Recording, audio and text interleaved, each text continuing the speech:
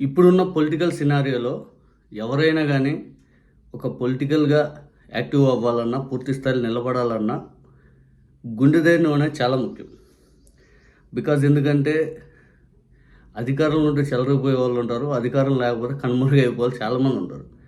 కానీ వైఎస్ఆర్ కాంగ్రెస్ పార్టీకి చెందినటువంటి చాలామంది నాయకులు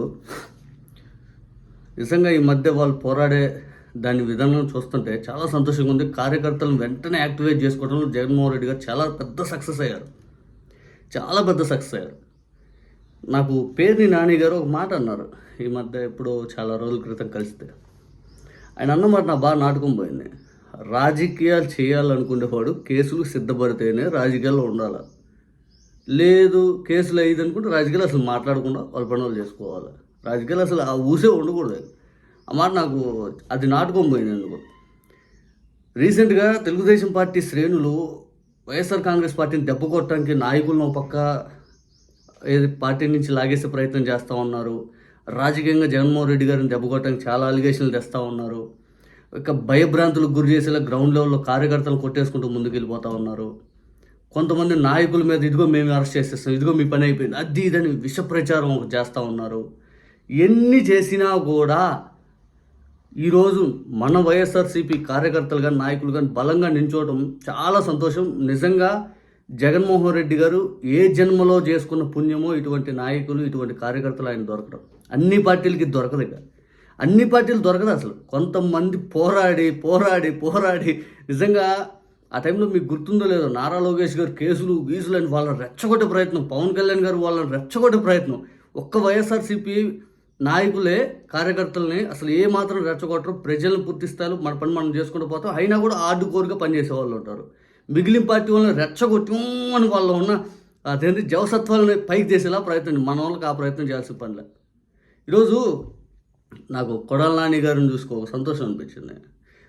కేసులు ఇవన్నీ కాదు, ఆయన ఇంకా కూడా అదే బలంగా అలాగే ఉన్నాడు. పేరు నాని గారు అలాగే ఉన్నారు.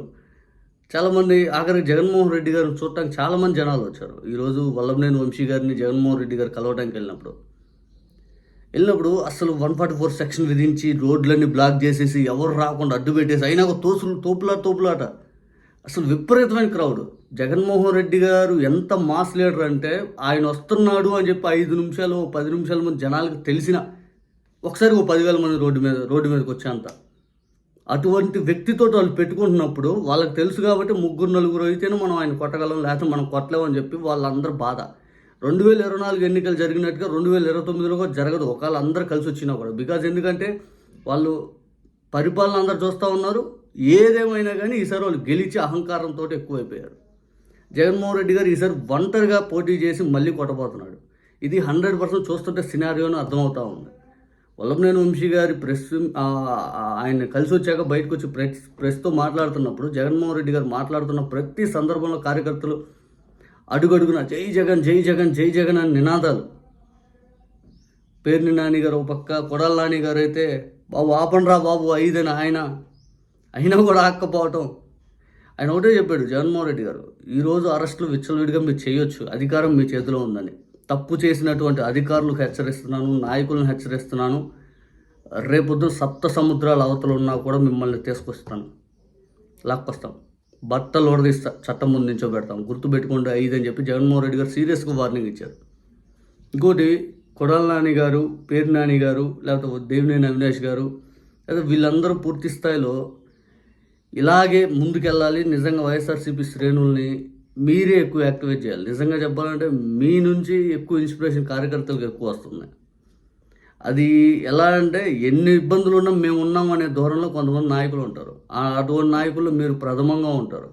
ఖచ్చితంగా ఎక్కువ మీరు ప్రశ్న అడ్రస్ చేసింది ఎక్కువ, తర్వాత జనాలకి ఎక్కువ చేరువయ్యేగా మీరు ఏదైనా ఇంకా బలంగా కార్యకర్తలని ఏదైనా కానీ అంటే మేము ఉన్నామని భరోసా ఎక్కువ కల్పిస్తారని ఇంకా కార్యకర్తలు అయితే ఆశ అయితే ఎక్కువ ఉంది. కార్యకర్తలు మా నాయకుడు అని చేతగానోడు వాడు, వీళ్ళు చేయగలుగుతారా అనే హోప్ మీరు చాలా బాగా ఇస్తున్నారు. ఇంకా మెయిన్ థింగ్ ఏంటంటే వల్లభనేని వంశీ గారి కేసు గురించి జగన్మోహన్ రెడ్డి గారు ప్రెస్ మీట్లో ఇది ఒక ఫాల్స్ కేసు, అసలు నిజం కేసు పెట్టిన తర్వాత ఎప్పుడో అవతల సత్యవర్ధన్ అనేది తీసుకొచ్చి అతని దగ్గర నుంచి ఇన్ఫర్మేషన్ తీసుకుని ఆ కేసులు ఏం పెట్టా ముందే ప్రిపరేషన్ చేసుకుని ఇదంతా కేసు పెడుతున్నది, ఇది ఒక కేసా 5 అని చెప్పి స్పష్టంగా చెప్పారు. ఇక టీడీపీ ఆఫీస్ దాడి కేసు గురించి మాట్లాడితే రెచ్చగొట్టి పట్టాభి అక్కడికి వెళ్ళి కావాలని గొడవలు సృష్టించడానికి ప్రయత్నం చేస్తుంటే అసలు ఆ ప్లేస్లో వల్లభనేని వంశీ గారే లేరు. వైసీపీ ఆఫీస్ మీద దాడి చేయడం వాళ్ళు వెళ్తుంటే వైసీపీ వాళ్ళు అడ్డుపడ్డారు. దానికి ఇదంతా ఇంత ఫాల్స్ కేసెస్ అన్ని తీసుకొచ్చి ఎట్లయినా కానీ ఎదుగుతున్న వ్యక్తి కమ్మ సామాజిక వర్గంలో వీళ్ళని దెబ్బ కొట్టాలనే ఆలోచనతో చంద్రబాబు నాయుడు గారు, లోకేష్ గారు ఇటువంటి ప్రయత్నాలు చేస్తూ ఉన్నారని చెప్పి స్పష్టంగా జగన్మోహన్ రెడ్డి గారు చెప్పడం జరిగింది. ఖచ్చితంగా ఇంకా వాస్తవానికి క్లియర్గా అందరికీ తెలిసిందే లేండి. ఇప్పుడు లోకేష్ గారు లేకపోతే చంద్రబాబు గారు వీళ్ళు ఖచ్చితంగా వైఎస్ఆర్ కాంగ్రెస్ పార్టీ శ్రేణులపై కేసులు పెడతారు. అది ఏంటి ఇదని అందరికీ తెలుసు. కాకపోతే జగన్మోహన్ రెడ్డి గారు ముందుగానే ప్రిపేర్ చేసి పెట్టాడు అందరినీ. మనకి 5 ఏళ్ళు కష్టాలు ఉంటాయి, భరిద్దాం, తర్వాత బాగుంటుంది, ఖచ్చితంగా అందరికీ న్యాయం చేసుకుందాం ఇదని జగన్మోహన్ రెడ్డి గారు స్పష్టంగా చెప్పారు. దానికి అనుగుణంగానే ప్రభుత్వం కూడా వాళ్ళ ప్రభుత్వం నిలబెట్టుకునే ప్రయత్నం చేయట్లేదు. ఎంతసేపు జగన్మోహన్ రెడ్డి గారిని దెబ్బకొట్టే ప్రయత్నం చేస్తుంటే ఆయన ఎంతకంతగా దెబ్బకొట్టినా సక్సెస్ అవుతానే ఉన్నాడు. ఆ జనాలు, ఆ ఫాలోయింగ్ అదంతా చూస్తేనే మనకు అర్థమవుతుంది.